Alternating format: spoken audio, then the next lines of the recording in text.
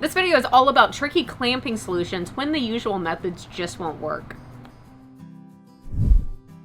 When you have an unusual shape and multiple joints that need securing at the same time, grab a scrap board and place your glue up on top. Now place scrap blocks at the ends as well as at the joints. Then attach them to the backer board with a screw. Leave just a slight gap so that next you can use some wedges to apply pressure at every joint.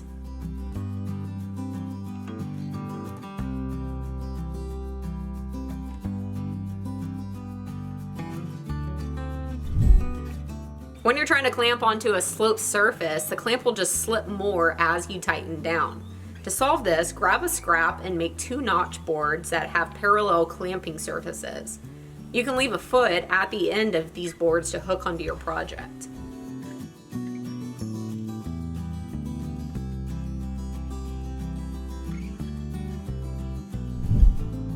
When gluing on something long, such as this trim piece, you can use as many clamps as you can get onto the surface, or you can use a caul.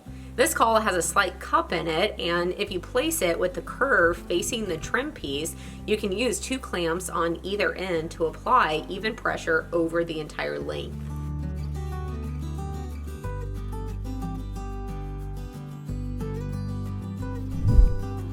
When clamping onto the edge of something, instead of having to pull out a long enough clamp to reach the entire length, or maybe you don't have one, you can instead pull out a small clamp such as an F-style clamp and leave a small gap between the trim and the neck of the clamp. Then you can feed in a wedge to apply the pressure.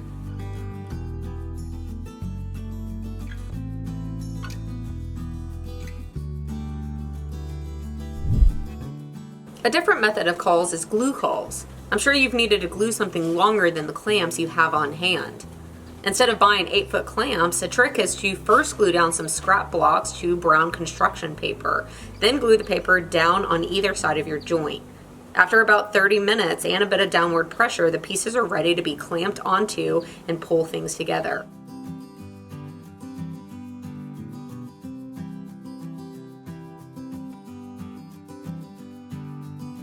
After it's dry, the cauls can be knocked off and the paper sanded away.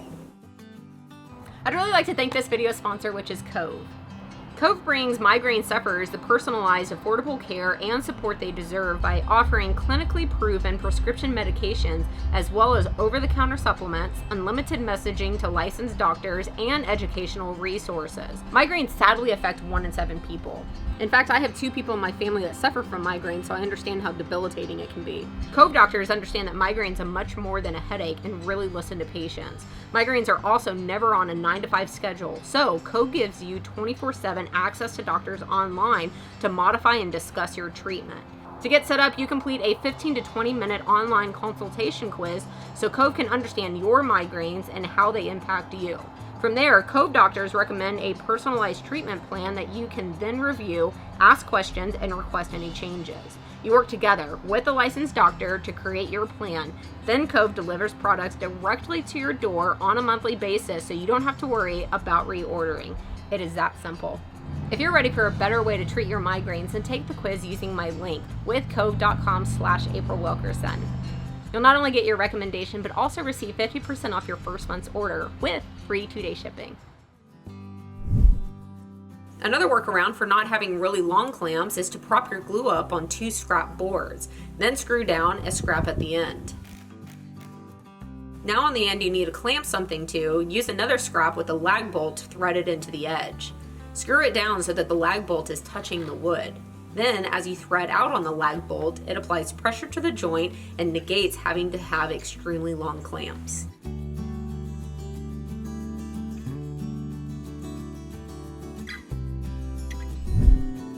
Pieces often shift during clamping, which can be frustrating. So, to get a perfectly flush edge, use a scrap to shoot a brad nail or 2 into the edge of wood.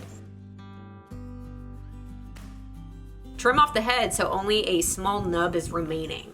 Now line up your joining board and press it down into the nails. Now whenever you clamp the joint, the slick surface won't matter.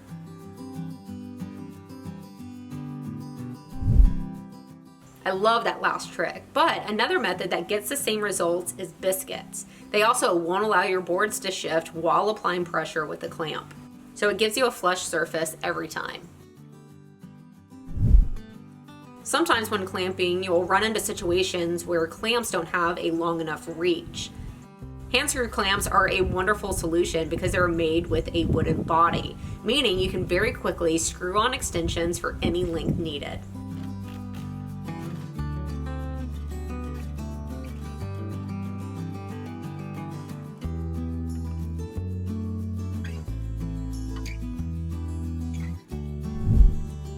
Want more even pressure when clamps can't reach the center of a board?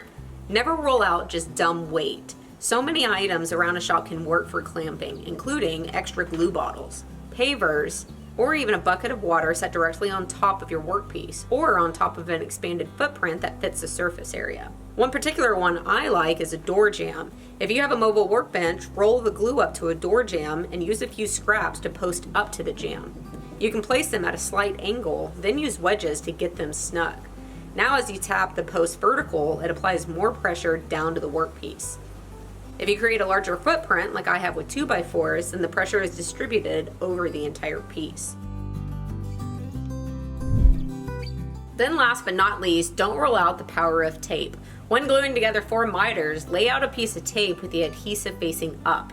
Place your part so that the corners touch. Then after applying glue, simply roll it up and let it dry.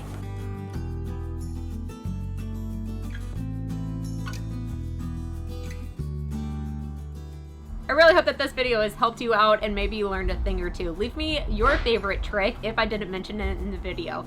And I'll see you next time.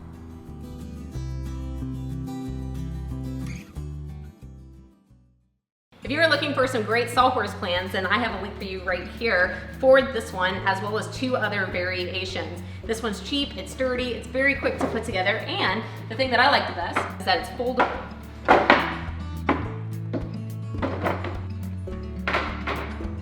And it's collapsible.